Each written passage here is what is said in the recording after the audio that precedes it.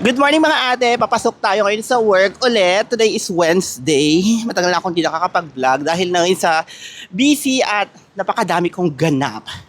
So ito, naglalakad ako ngayon dito sa Riga Street. Wait lang, baka maano tayo te.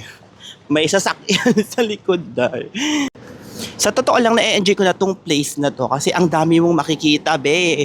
Minsan bumibili na nga lang ako ng ulam ko pag tanghalian kaysa sa magluto. Kasi mura lang dito be sa halagang 10 dirhams minsan. Meron ka nang mabibili. And ayan. Sobrang daming lalaki dito pag gabi dahil. Pero ewan ko lang kung may mga anda yon. Kasi di ba ayaw natin sa lalaking walang anda. Ay napakaganda naman ng ano na to. Puno na to. O yan, dami niyang bulaklak dahil.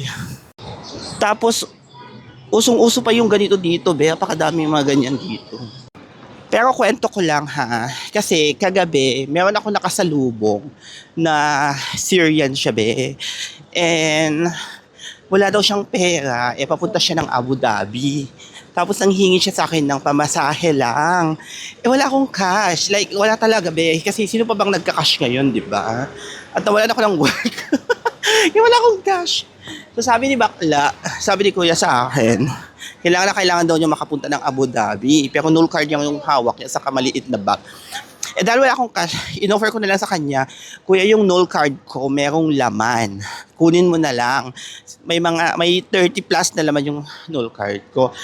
Pumayag naman siya kasi ang kailangan lang naman niya is pamasahe.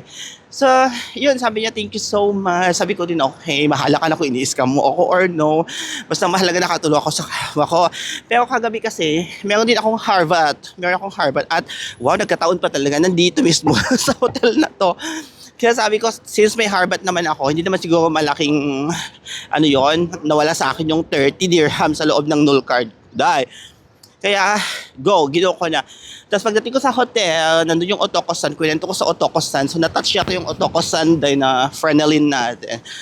So, pagkatapos ng Karatski, so sabi niya, dahil mabait kang tao, bibigyan kita ng reward. Lahat ng nasa wallet ko na pera, ibibigay ko sa'yo. So, syempre na-excite ako dahil kasi ang kapal ng wallet.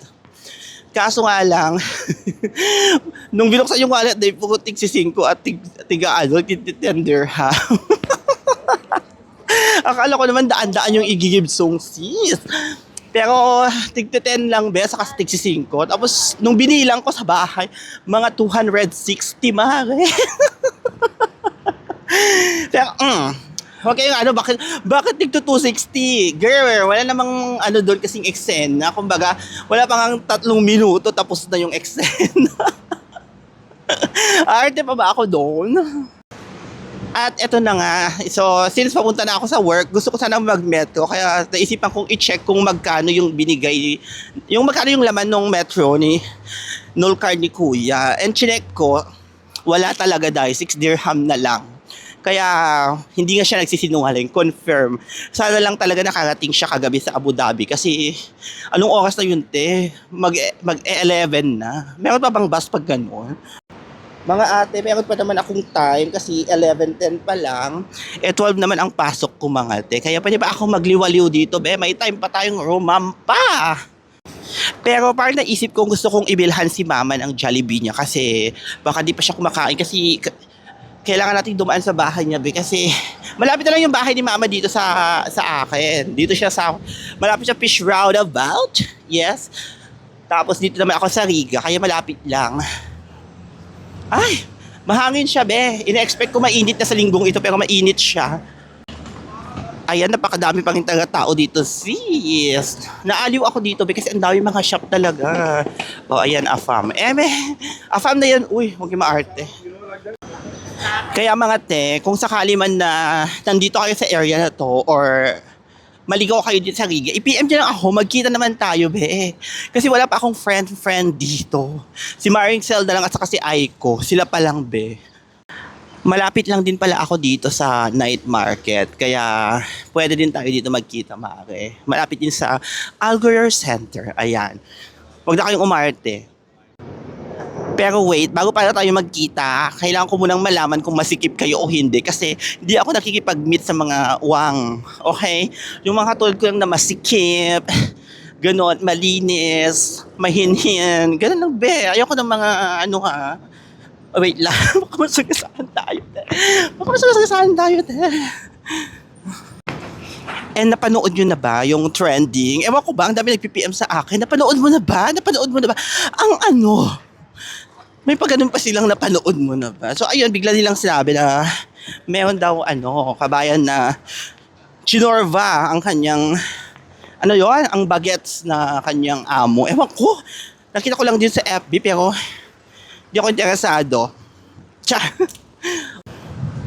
O ayan, mag-Jollibee muna tayo mga te. And also one cock float. One coke float? Yes, thank you. So, eto na nga Mare, nakuha na natin yung ating Jollibee. Pero kay mama yun. Hindi naman pala para sa akin. Kasi nakabili na ako ng bangsilog. Mas gusto ko kasing kumain ng ano ngayon, fish. Ayoko na lang chicken, baka magpakpak na ako, be. Akalain mo naman yun na 7 years na akong kumakain ng chicken dito, be. Kung sa Pinas, Diyos ko, walang maulam. Dito naman, nagsawa ka sa manok. Naalala ko pa dati, para lang makaulam ng manok, kailangan naming i-hunting yung manok ng kapitbahay. Diba? Mahaba-habang lakaran to, be. Taray, sana all my bike. Gusto ko na lang sanang bumili ng ganyan. At napakaaga, nainggit ako, be. Kasi ang dami kong nakitang mga kabayan na may ibang lahing jowa sa Jollibee. Talagang bida ang saya sa Jollibee, Mare. Grabe. Talamak ang may jowang dun da. Kailan kaya ako magkakaroon naman dito ng ka-holding hands sa daan. Papuntang Jollibee. Inumin ko muna yung cock float ko, Mare. Kasi kanina pa ako uhaw. At gusto ko na talagang tikman. Uy, ang ganda ko dito sa video. Uy. Ayan, dyan ka lang, be. Diyos ko yung ilong ko. Ay, akala ko lang straw, be. Pabalik na sana ako doon para mag-complain. Like, paano ko siya iinumin na walang straw? Ay, ba't ganito yung straw nila? Kaloka. Ayaw na. Sa bagay, sino ba naman ang may gusto ng plastic, di ba?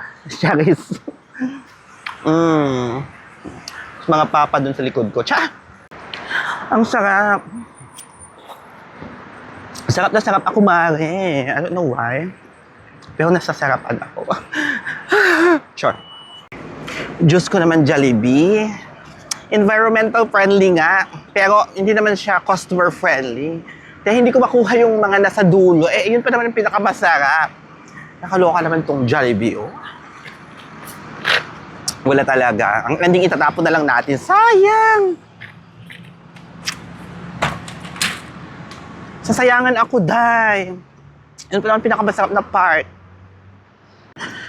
By the way, napakadaming mababait talaga na Pilipino dito kasi akalain mo, nag-ambag-ambag yung iba. Yung iba naman, talagang namimigay ng mga grocery dito sa Riga. Pinupost sila sa FB, sa TikTok.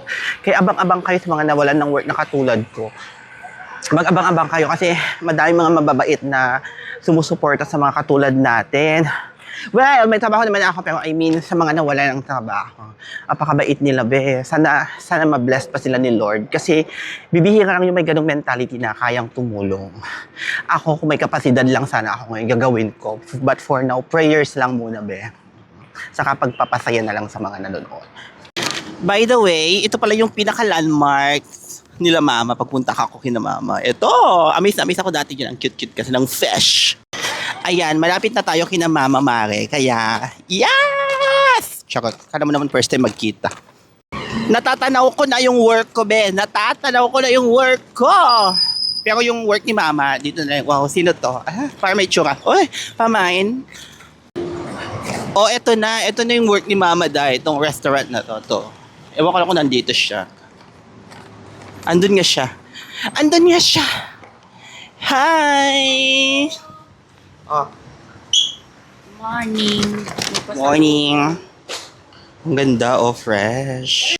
Yan, Mare, ang restaurant nila. Madaming pagkain dito, magpipilian. Kaya kung may jowa kayong ibang lahi, dalhin nyo na lang dito. Dito kayo magtago.